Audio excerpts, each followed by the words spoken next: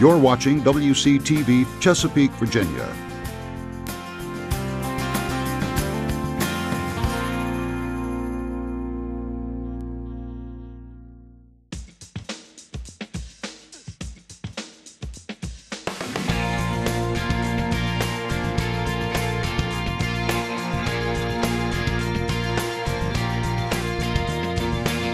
On this edition of Horizons, we're visiting Chesapeake's first and only bed and breakfast.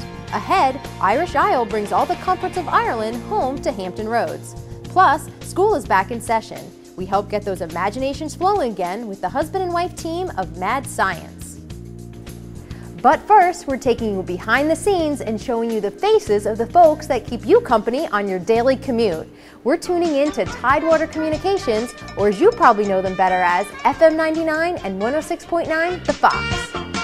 Classic Hits 106.9 The Fox with Lowrider from War. Hey, it's Sonia rolling through your afternoon here. Just found Arlo wandering around in the hall. You were done hours ago. What are you still doing here? I know. Well, this ties in perfectly with the car song you just had, Lowrider from War. Yeah. Yeah, we have a car that tried to disprove Newton's theory that two bodies cannot occupy the same space at the same time. Actually, there were two cars involved, high-rise bridge. So I'm here with Wayne Leland. He is Vice President and General Manager of Tidewater Communications. Wayne, how are you today? I am great. How are you? Great, great. So tell me a little bit about Tidewater Communications. Most people, as I mentioned before, know it better as FM 99 and 106.9 The Fox, but there's a whole operation that goes on behind. Well, there is. We're a subsidiary of Saga Communications. Saga is a national company. We own radio stations in 23 markets and television stations in 6 markets, and we've got some network and programming networks. And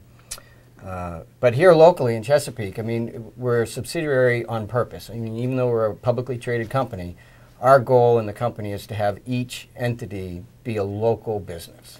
You know, they wanted it to feel local. They wanted it to be local. We're here to serve the community, and our entire operation is all about doing business with businesses in the Tidewater area. And how long have you all been located here in Chesapeake? Chesapeake, just over 20 years.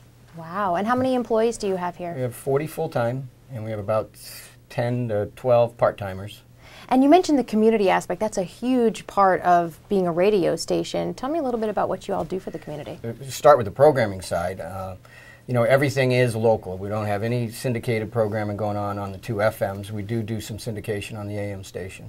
But everything's to serve the community. You know, great example with the hurricane that just came through. We were live and local on the air 24/7 during the whole event, given all up-to-date traffic and weather, and you know. And radio is a lifeline during a hurricane, because that when your power goes out, you always have a battery-operated radio. You know, everybody's tuning in. So, and you know, we're one of the few radio stations that were on the entire time, and. So we serve the community that way. We serve the local business community by helping them to grow their business through marketing programs, not only just marketing on the radio, but you know, all of our interactive assets and the ability to put marketing campaigns that will drive customers into businesses and help them sell cars, help them sell insurance, help them sell food, whatever it is.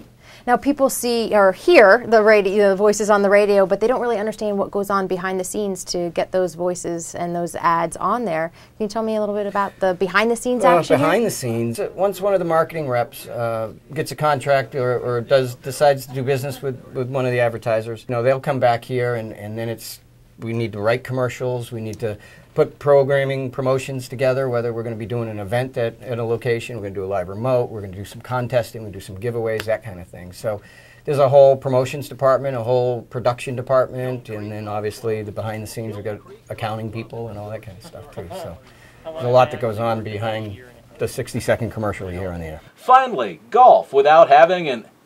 You said. Finally, golf without having an angry wife. Finally, golf without having an angry wife.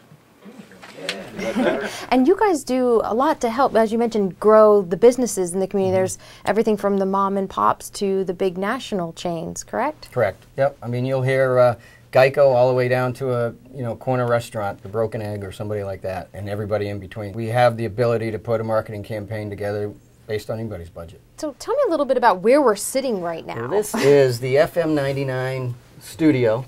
It's Adam trying to get out of the way. Right. We're currently doing a remote right now. Where's the remote? It's the Uproar Festival, Farm Bureau Live. There you go. So we're at the concert, getting ready for tonight's show, and He's bringing the feeds in from on location, getting it through the board and out to the transmitter and into your car. Wow, very neat. And you talk about being out in the field, being on remote shoots.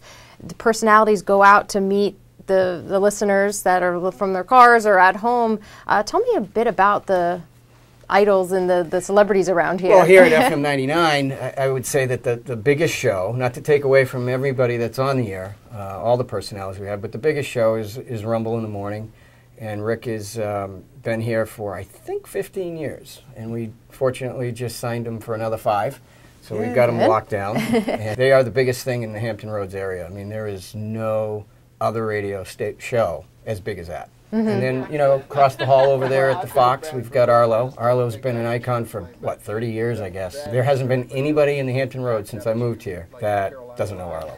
Everybody's got an Arlo story, so that's kind of neat, you know. So the brand of that, when you have people like that pitching your business, that helps a lot. Talk to us about your demographics. Who do you all reach? So the two stations work together very well. FM 99's target demographic, it's adult 18 to 49, so pick the middle of that. You know, if I were to paint the picture of what the perfect listener is, they're a 38-year-old. And then with the Fox, it's a little bit older, but you're just kind of moving up the chain. Both stations lean a little bit more male than female, obviously with the rock product. But even there, when you get into adult demographics, which is the most sought after, like adults 25-54, the stations are always in the top tier of rankings. So.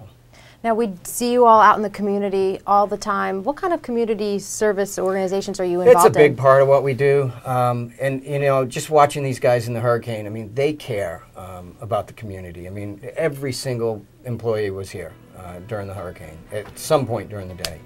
Being involved in the community is a big deal. And we do a lot with the Red Cross. We're one of the largest media partners they have.